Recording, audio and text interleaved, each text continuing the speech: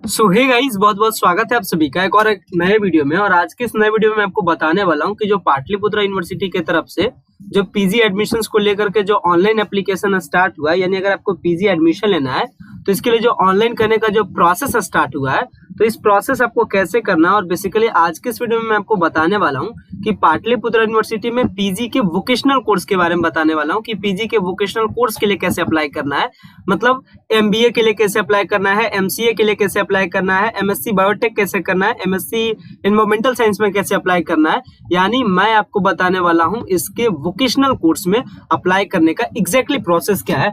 जैसा कि आप जानते हैं कि इसके लिए जो लास्ट डेट जो यूनिवर्सिटी की तरफ से डिसाइड किया गया है, वो लास्ट डेट आपका, तो जो सारे वोकेशनल कोर्स है, सारे वोकेशनल में जो अप्लाई करने का लास्ट डेट है वो आपका 15 जुलाई है। और आज अपना 6-7 जुलाई के आसपास पहुंच चुके हैं, ज्यादा टाइम आपको बचा नहीं। लगातार आपका कमेंट्स आ रहा था कि सर अप्लाई करने का प्रोसेस क्या है पीजी एडमिशंस में, तो मैं आपको अप्लाई करने का पूरा स्टार्टिंग टू एंड प्रोसेस बताऊंगा। और इसमें कौन कौन से कोर्स का जो प्रोसेस है वो सेम रहेगा। तो आपका एमबीए के लिए, एमसीए के लिए, एमएससी बायोटेक के लिए, एमएससी एनवायरमेंटल साइंस के लिए, एमए पब्लिक एडमिनिस्ट्रेशन के लिए, MA labour and social welfare के लिए, एमएससी इलेक्ट्रॉनिक्स के लिए और एमलिस के लिए, अगर आप ये सारे कोर्सेज में एडमिशन लेना चाह रहे हैं पाटलिपुत्र यूनिवर्सिटी में सेशन 2023 से 25 के लिए, तो इस वीडियो में मैं आपको बताने वाला हूं अप्लाई करने का प्रोसेस किस तरीके से होता है और कैसे सारे प्रोसेस को करना है। हालांकि प्रोसेस को स्टार्ट करने से पहले सबसे मोस्ट इंपॉर्टेंट चीज होता है कुछ बेसिक बातों के बारे में बता देना। और सबसे पहले मैं अगर बात करूं अप्लाई करने से पहले, तो इसमें जान लीजिए कि जो अप्लाई करने का चार्ज है वो general and BC1 and BC2 students के लिए 400 रुपीज आपको अप्लाई करने में लगेगा। एससी और एसटी के लिए 300 रुपीज लगेगा। नेक्स्ट अगर बात करते हैं एलिजिबिलिटी क्राइटेरिया के बारे में, तो पीजी के वोकेशनल कोर्स में अगर आप एमबीए के लिए अप्लाई करना चाहते हैं तो ग्रेजुएशन में आपका मिनिमम 50% मार्क्स होना चाहिए और 40% रिजर्वेशन वालों के लिए।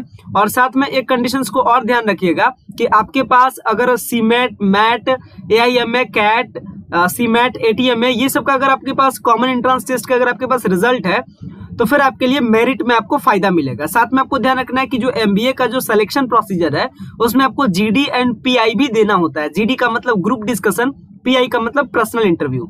वहीं अगर मैं एमसीए के बारे में बात करूं कि एमसीए के लिए कौन कौन अप्लाई कर सकते हैं, तो एमसीए के लिए अप्लाई करने के लिए कंडीशन है कि बीसीए आपका 45% मार्क्स के साथ होना चाहिए और math as a bachelor degree भी, मैथ एज अ में आप सब्सिडी पेपर में भी रहे तो चलेगा। इसके बाद और भी डिटेल में इसमें बताया गया, मैं बेसिक बता रहा हूँ। एमएससी बायोटेक्नोलॉजी के लिए क्या है, ग्रेजुएट डिग्री होना चाहिए लाइफ साइंस के साथ या बायोलॉजी के साथ या बॉटनी के साथ। और एमए अगर आपको पब्लिक एडमिनिस्ट्रेशन में करना है तो ग्रेजुएशन सिंपली होना चाहिए 45% मार्क्स के साथ। एमए अगर आपको लेबर एंड सोशल वेलफेयर में करना है तो आपका ग्रेजुएशन होना चाहिए 45% के साथ। अगर आपका एमएससी इलेक्ट्रॉनिक्स आपको करना है तो आपका बीएससी इलेक्ट्रॉनिक्स होना चाहिए या फिजिक्स एज अ पेपर होना चाहिए 45% मार्क्स के साथ। और अगर आपको एमएससी एनवायरमेंटल साइंस करना है तो फिर आपका बीएससी होना चाहिए बॉटनी, जूलॉजी या फिजिक्स के साथ। एमलिस करना है तो ब्लीच होना चाहिए। और जो आपका एडमिशन का जो सिलेक्शन प्रोसीजर है वो आपका ग्रेजुएशन के परसेंटेज पे होगा।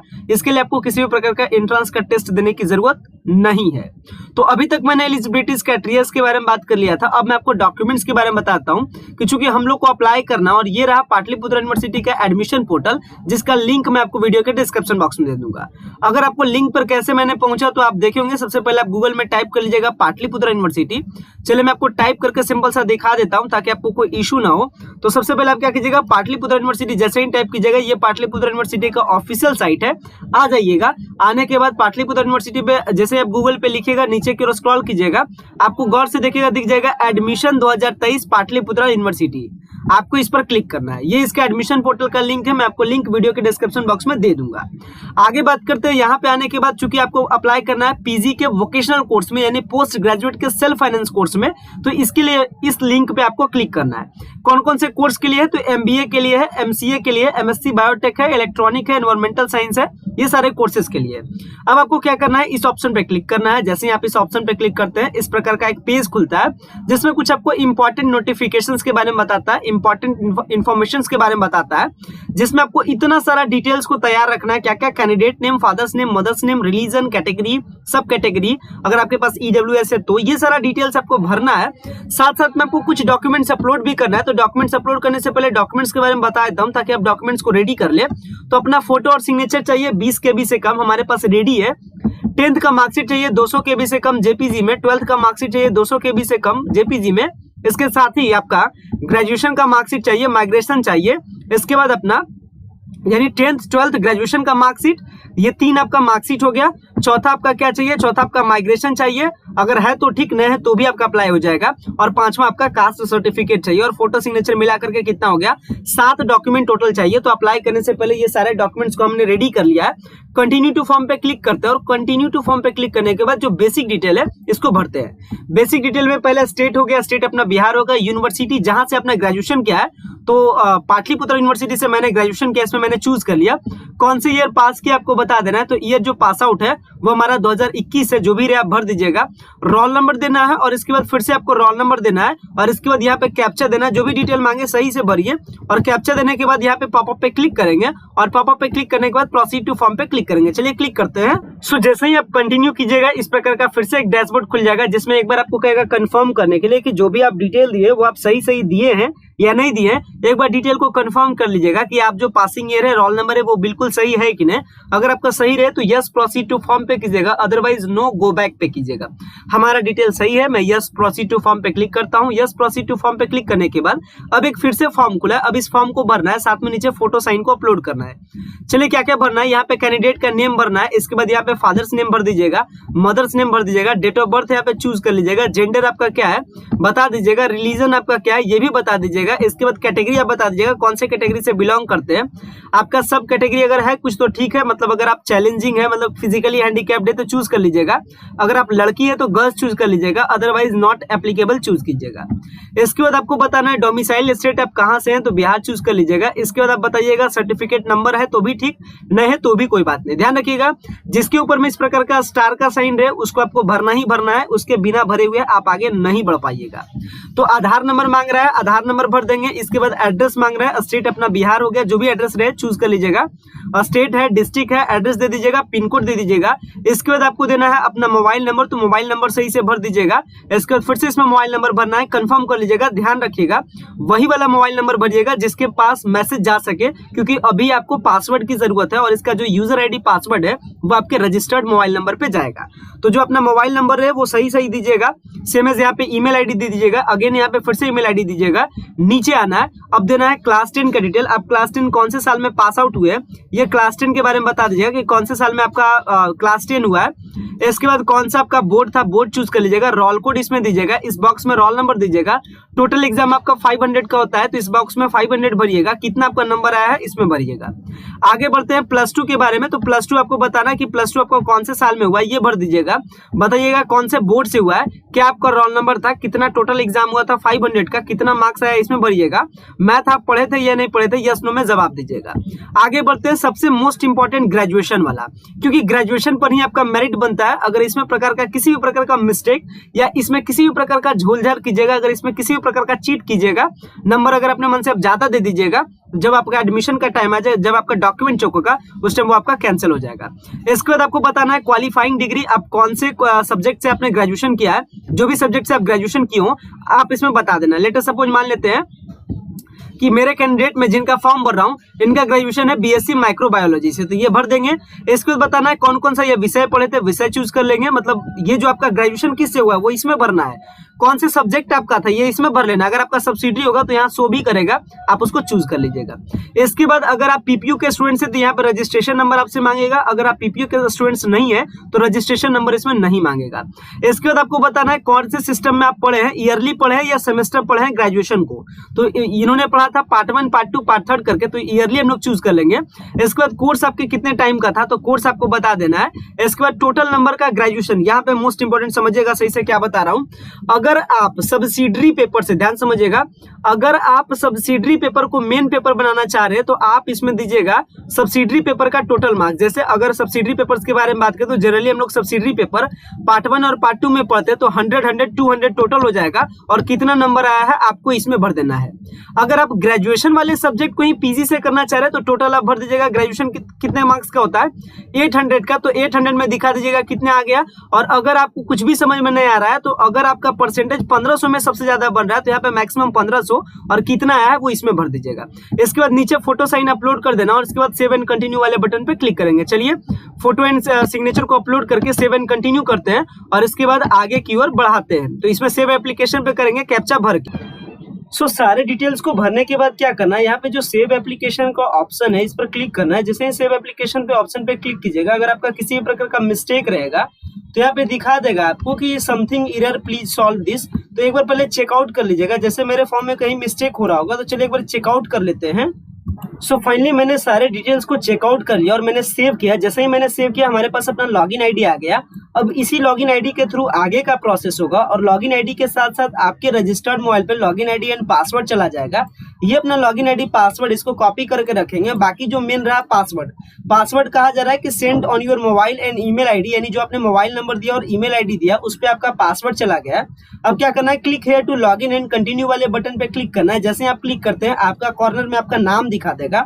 अब क्या करना है, चूंकि मैंने पहला स्टेप प्रोफाइल अगर आपका किसी भी प्रकार का मिस्टेक हुआ है तो आप प्रोफाइल अपडेट से प्रोफाइल को अपडेट कर सकते हैं। अदरवाइज अगर आपका सब कुछ सही है तो नेक्स्ट स्टेप यानी फोटो सिग्नेचर अपलोड वाले सेक्शन पे चलते हैं। हमारा फोटो एंड सिग्नेचर अपलोड है। अब हमको अपलोड करना है क्लास 10 का मार्कशीट, क्लास 12, इसके बाद ग्रेजुएशन का फाइनल मार्कशीट, इसके बाद साथ में अपलोड करना है माइग्रेशन और कास्ट सर्टिफिकेट। इसके बाद क्या करेंगे हम लोग, अपलोड फाइल्स एंड कंटिन्यू वाले बटन पे क्लिक करेंगे।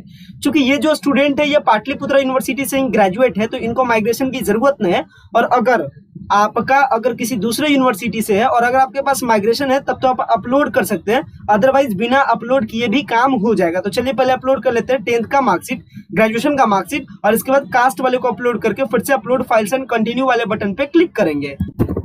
देख सकते हैं मैंने अपलोड कर दिया 10th के मार्कशीट को, 12th के मार्कशीट को। फोटो साइन मेरा पहले से अपलोड है। इसके बाद मैंने अपलोड कर दिया अपने कास्ट सर्टिफिकेट को। इसके बाद अपलोड फाइल्स एंड कंटिन्यू वाले बटन पे क्लिक करेंगे।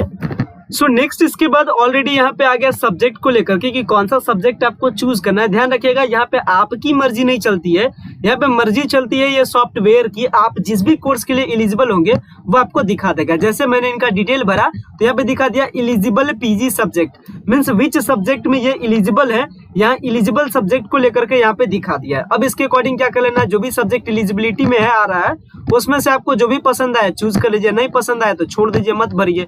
अब इनको पसंद है एमएससी बायोटेक्नोलॉजी तो इसमें मैंने चूज कर लिया। चूज करने के बाद सेव एंड कंटिन्यू वाले बटन पे क्लिक करेंगे। जैसे ही सेव एंड कंटिन्यू वाले बटन पे क्लिक कर देते हैं यहाँ पे पूछता है डिस्ट्रिक्ट, तो डिस्ट्रिक्ट आपको चूज कर लेना है, जो भी डिस्ट्रिक्ट में लेना रहे। इसके बाद यहाँ चूज करना है कॉलेज, कौन सा कॉलेज में आप ले सकते हैं तो कॉलेज यहाँ पे चूज करना है। मैंने कॉलेज चूज कर लिया। कॉलेज चूज करने के बाद क्या करेंगे, कॉलेज चूज करने के बाद यहाँ पे ऐड वाले बटन पे क्लिक करेंगे। फाइनली एक सब्जेक्ट ऐड हो चुका है और भी जो भी ऑप्शन है देख लेंगे। इसके बाद सेकंड कॉलेज दिखा रहा है, सेकंड को भी चूज कर लेते हैं और इसके बाद ऐड कर लेना है। तो फाइनली मेरा ऐड हो चुका है जहां जहां ये कोर्स अवेलेबल था। अब इसके बाद क्या करना है कि आगे बढ़ते हैं और यहाँ पे दूसरे सब्जेक्ट को आप चूज नहीं कर सकते क्योंकि पहले आपने एमएससी बायोटेक करके प्रोसीड किया। इसके बाद यहाँ पे और दूसरे अगर चाहते हैं नालंदा में देखने का तो आप दूसरे डिस्ट्रिक्ट में भी देख सकते हैं। सेम तरीके से यहाँ देखें नालंदा में कोई भी कॉलेज में ये कोर्स नहीं होता है, तो जो भी कोर्स होगा वो आपको सारा कॉलेज यहाँ पे दिखा देगा।